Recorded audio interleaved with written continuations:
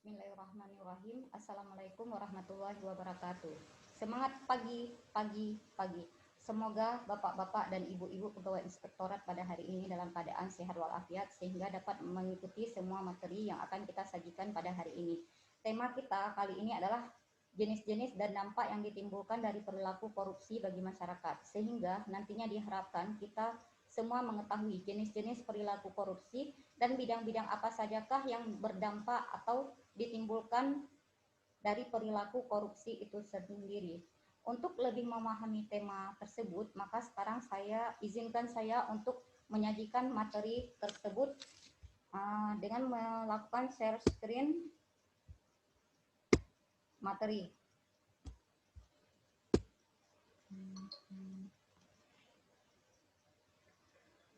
Di sini kita akan membahas dampak-dampak serta bidang-bidang apa sajakah yang berpengaruh dari perilaku korupsi bagi masyarakat.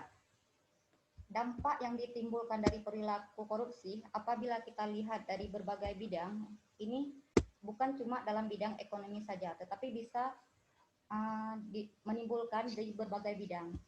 Yang pertama adalah bidang sosial dan kemiskinan. Di bidang sosial dan kemiskinan, korupsi mengakibatkan melambatnya pertumbuhan ekonomi serta meningkatkan angka kemiskinan dalam suatu negara.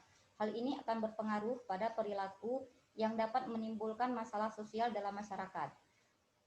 Yang kedua adalah bidang penegakan hukum, di mana aparat hukum yang semestinya menyelesaikan masalah dengan adil dan tanpa adanya unsur memihak, seringkali mengalahkan integritasnya dengan menerima suap, iming-iming, gratifikasi untuk memberikan kemenangan pada pihak yang bersalah. Kemudian bidang yang ketiga, bidang politik dan demokrasi. Ini bisa kita contohkan bagi pihak yang ikut dalam pemilihan kepala daerah, seringkali mendapatkan suara atau konstituen dengan cara menyuap, bukan karena rasa simpati atau rasa kepercayaan dari masyarakat kepada mereka.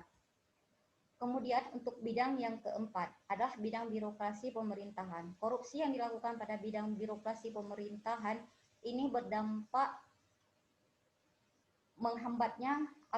menghambat berjalannya fungsi pemerintahan sebagai pengampu kebijakan negara. Di antaranya menghambat peran negara dalam pengaturan alokasi dan menghambat negara dalam melakukan pemerataan akses dan aset yang diterima oleh masyarakat. Kemudian bidang yang kelima adalah bidang pertahanan dan keamanan. Akibat dari korupsi berpengaruh terhadap pertahanan dan keamanan, di antaranya melemahkan alutsista dan sumber daya karena uang anggaran untuk pertahanan dan keamanan yang menguap secara sia-sia. Selanjutnya adalah bidang yang keenam, yaitu kerusakan lingkungan. Dampak korupsi terhadap lingkungan di antaranya menurunnya kualitas lingkungan. Hal ini disebabkan oleh kerusakan alam. Ini sangat merugikan, khususnya bagi kualitas lingkungan itu sendiri. Kalau kita gambarkan secara gamblang, ini adalah dua bentuk dari kehidupan dampak dari korupsi, di mana pada saat uang tersebut tanpa dikorupsi, maka dalam masyarakat itu akan menimbulkan kehidupan yang makmur, di mana bahan makanan yang melimpah serta kesenjangan pendapatan itu yang rendah. Sedangkan apabila uang publik itu dikorupsi, maka akan menimbulkan sifat individualisme dan meningkatnya kesenjangan pendapatan dari masyarakat. Dampak-dampak tersebut itu akan menimbulkan biaya-biaya sosial dari korupsi itu sendiri. Apabila dijabarkan, biaya sosial kejahatan dihitung dari tiga hal, yaitu biaya antisipasi kejahatan, biaya akibat kejahatan, dan biaya reaksi terhadap kejahatan, di mana terbagi lagi menjadi biaya penegakan hukum, biaya pencegahan korupsi, biaya pertahanan dan penjara, dan biaya pengadilan serta jaksa. Secara garis besar, biaya sosial korupsi ini terbagi dua, yaitu biaya eksplisit dan biaya implisit. Untuk biaya eksplisit ini merupakan biaya antisipasi korupsi, yaitu dan biaya reaksi korupsi serta biaya akibat korupsi. Sedangkan biaya implisit adalah biaya yang ditimbulkan dari korupsi itu sendiri. Selanjutnya, saya akan menjelaskan pengertian dari korupsi. Berdasarkan Undang-Undang Nomor 31 Tahun 1999, Korupsi adalah tindakan setiap orang yang secara melawan hukum melakukan perbuatan memperkaya diri sendiri atau orang lain atau suatu koperasi yang dapat merugikan keuangan negara atau perekonomian negara. Dari pengertian korupsi ini berarti ada 4 unsur yang ada dalam pengertian korupsi tersebut. Unsur yang pertama adalah perbuatan melawan hukum. Yang kedua, memperkaya diri sendiri, orang lain, ataupun koperasi. Yang ketiga, menyalahgunakan kewenangan, kesempatan, atau sarana yang ada padanya karena jabatan atau kedudukannya. Yang keempat, memperkaya diri sendiri atau orang lain atau koperasi. Di sini unsur-unsur ini adalah sama-sama dapat merugikan keuangan negara ataupun perekonomian negara. Selanjutnya, secara garis besar, ruang lingkup dari korupsi berdasarkan Undang-Undang Korupsi, maka yang pertama dibedakan adalah dalam bentuk merugikan keuangan negara, yang kedua dalam bentuk suap, yang ketiga dalam bentuk gratifikasi, yang keempat dalam bentuk pemerasan, 5 penggelapan dalam jabatan, yang keenam perbuatan curang, dan yang ketujuh adalah konflik kepentingan. Di sini saya akan membahas dari ruang lingkup korupsi ini, saya akan membahas 4 yang sulit dibedakan bagaimana bentuk dari perbuatan tersebut. Nah, di sini saya akan membahas untuk membedakan perbedaan antara gratifikasi, suap, uang pelicin, dan pemerasan. Gratifikasi merupakan pemberian dalam arti luas, yakni meliputi pemberian dapat berupa uang, barang, rabat, ataupun tiket pesawat. Tujuannya adalah sebagai hadiah, khususnya dikaitkan dengan jabatan penerimanya. Apabila yang menerima tersebut tidak melaporkan kepada KPK 30 hari, maka merupakan bentuk dari gratifikasi.